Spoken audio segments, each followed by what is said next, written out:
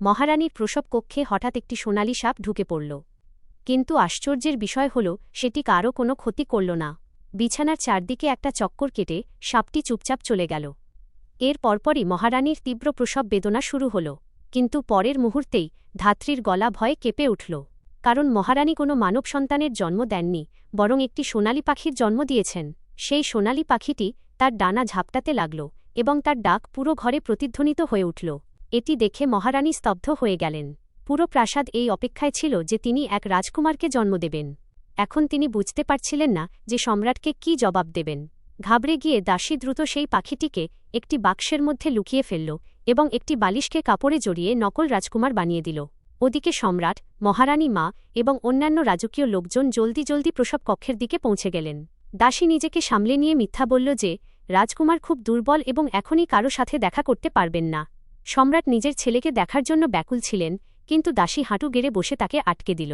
মহারানী মায়ের মনে তখনই কিছু একটা গড়বড় লেগেছিল, কিন্তু তিনি তখন কিছু না বলে সবার সামনে নকল উদ্বেগ দেখাতে দেখাতে সেখান থেকে চলে গেলেন। তারা গোপনে মহারানীর ওপর নজর রাখতে শুরু করল।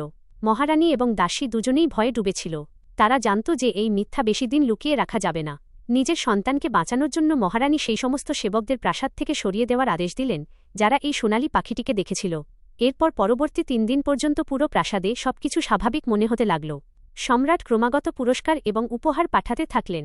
এরই মধ্যে মহারানী জানতে পারলেন যে সেই সোনালি পাখিটি সাধারণ শস্যদানা খায় না, সে শুধু জেডের এক ধরনের মূল্যবান সবুজ রত্ন গহনা চিবানো পছন্দ করে।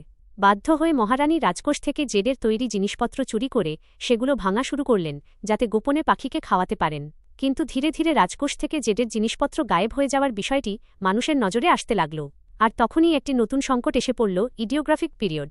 এক দুপুরে মহারানী মা, তার প্রধান দাসী এবং রাজকীয় উপপত্নী ছোট রানী কিছু লোকজনকে সাথে নিয়ে সরাসরি মহারানীর মহলে ঢুকলেন। তাদের প্রতিটি কথার পেছনে সন্দেহ এবং চাতুরি লুকিয়েছিল। প্রধান দাসী মহারানী মায়ের আদেশ জানিয়ে বলল যে তারা নবজাতক রাজকুমারকে দেখতে চান। এ কথা শোনামাত্রই যে দাসীটি বালিশকে রাজকুমার বানিয়ে কোলে নিয়ে বসেছিল সে ভয়ে কাঁপতে লাগল। ইডিওগ্রাফিক পিরিয়ড। মহারানী নিজেকে শান্ত রেখে আবারও সেই একই বাহানা দিলেন যে রাজকুমার খুব দুর্বল। কিন্তু রাজকীয় উপপত্নী তখনই ইশারায় কথা বলতে শুরু করল যে হয়তো রাজকুমারের জন্মের পেছনে বড় কোনো রহস্য লুকিয়ে আছে। এমনকি সে মহারানীর ওপর সম্রাটকে ধোঁকা দেওয়ার অভিযোগ তোলার চেষ্টা করল। এই সব শুনে দাসী নিজেকে আর সামলাতে পারল না এবং জবাব দিয়ে বসল। সঙ্গে সঙ্গে প্রধান দাসী তাকে চড় মারার নির্দেশ দিল। মহারানী কড়া গলায় তাদের থামিয়ে দিলেন, কিন্তু আগতরা পিছু হটতে প্রস্তুত ছিল না। তারা পরিষ্কার জানিয়ে দিল যে আজ তাদের রাজকুমারকে দেখতেই হবে। মহারানী পুরোপুরি রেগে গিয়েছিলেন। তিনি জানতেন যে সত্য যদি সামনে চলে আসে তবে সরাসরি প্রাণদণ্ড দেওয়া হবে। এই চরম উত্তেজনার মুহূর্তে হঠাৎ ঘরের ভেতর থেকে সোনালি পাখিটির তীব্র ডাক শোনা গেল। রাজকীয় উপপত্নীর মুখে সাথে সাথে হাসি ফুটে উঠল। সে এই সুযোগ লুফে নিয়ে ঘর তল্লাশি করার দাবি জানাল। মহারানী তাদের আটকানোর আপ্রাণ চেষ্টা করছিলেন, কিন্তু তারা ক্রমাগত সামনের দিকে এগিয়ে যেতে লাগল। রাজকীয় উপপত্নী সাথে সাথে সম্রাটের সামনে কাঁদতে শুরু করল এবং মহারানীর ওপর কোনো কিছু লুকিয়ে রাখার অভিযোগ তুলতে লাগল। সম্রাটের চোখ সন্দেহে ভরে উঠল। এখন মহারানীর কাছে আর কোনো উপায় ছিল না। তিনি বাধ্য হয়ে দাসীকে সেই নকল রাজকুমারকে সামনে আনার আদেশ দিলেন। ঘরে উপস্থিত সবার নজর সেদিকে আটকে গেল। মহারানী চোখ বন্ধ করে নিলেন, ভাবলেন এবার বুঝি সব শেষ হয়ে যাবে। কিন্তু যেমনই কাপড়টি সরানো হল সেখানে উপস্থিত প্রতিটি মানুষ অবাক হয়ে গেল, কারণ বালিশের জায়গায় সেখানে সত্যি সত্যি একটি আসল মানব শিশু ঘুমাচ্ছিল। সম্রাট খুশিতে মেতে উঠলেন এবং সঙ্গে সঙ্গে বাচ্চাটিকে কোলে তুলে নিলেন। ওদিকে রাজকীয় উপপত্নী এবং প্রধান দাসীর মুখ চুন হয়ে গেল। তারা ভেতর ভেতর জ্বলছিল, কিন্তু কিছু বলার উপায় ছিল না।